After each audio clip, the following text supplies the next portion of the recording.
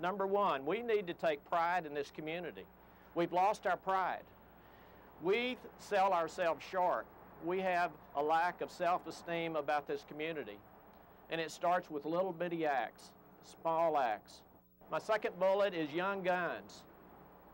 I'm here because of you young people inspired me to come up here and take this leap of faith. And I believe in you. I want to tell you a story about a community that had reached a point that they were just fed up and tired of the way they were acting. They couldn't stand anymore what was going on. So this community decided the way they were really going to emphasize the point is they had a church walk up to that casket and look at it and say goodbye. We're forgetting the past and we're moving on with our life. And as people walked up single file and looked into that casket, there was a mirror there. So everybody saw themselves. So it's up to each and every one. Now a focus this morning on local city politics. A challenger has stepped up to the plate against Corpus Christi Mayor Henry Garrett, and his name is Joe Adame, and he's joining us this morning. Good morning, Joe. How are you? Good morning, Regina. Great. Good, good. I understand now that you want to help in the process of us deciding who our next mayor will be. So tell us why you chose to run. Well, I think it's important that the people of our community have options when they go to the polls and vote. I've been in business here for 40 years, native of Corpus Christi, and we reflect on what's happened in the economy over the last 12 years, and you compare to what's happening in our city over the last 12 years, we're far behind what's happened. And now that we're going into tougher economic times, I think it's time that the citizens take a good hard look at this community and we figure out what kind of community we want to be and how we're going to get there. And I know that many folks do turn to you when it comes to development and so forth within our city. What do you really see the future holding for Corpus Christi? Well, I think we need to become a city that we sort of go back to basics, have a develop pride in our community. We need to energize the young people that are part of this community because they're the lifeline to the future.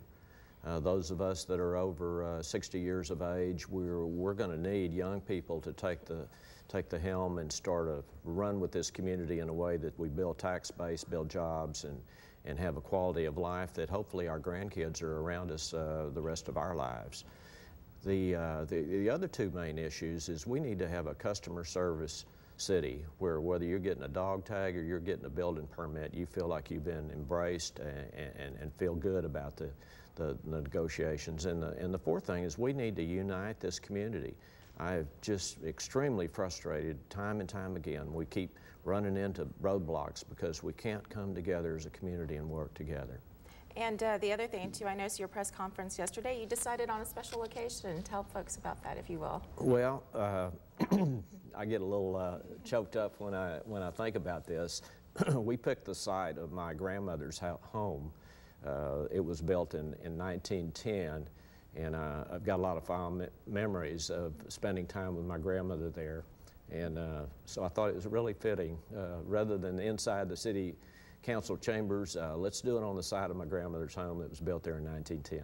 Oh, great. And one other question that I want to ask, I know that a lot has happened with the hurricanes and so forth. What do you see in our emergency plan? Do you see things like that just in order and moving forward? You know, that's something I'm not up to speed on. I'm a businessman. I know the checklist that you go through when you manage property and you get them ready for the storm.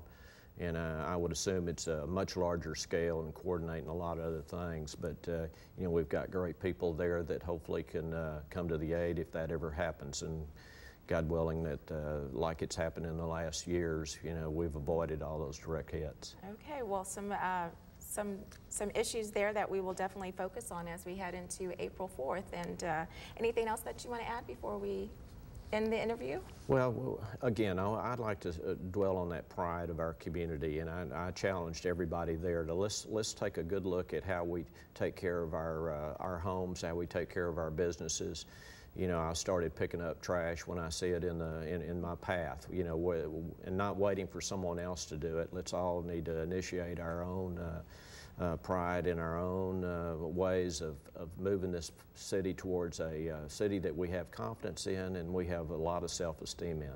All right. Well, thank you, Joe. I really do appreciate you coming on by this morning, and best of luck to you. Great. Thank you, All right. Regina.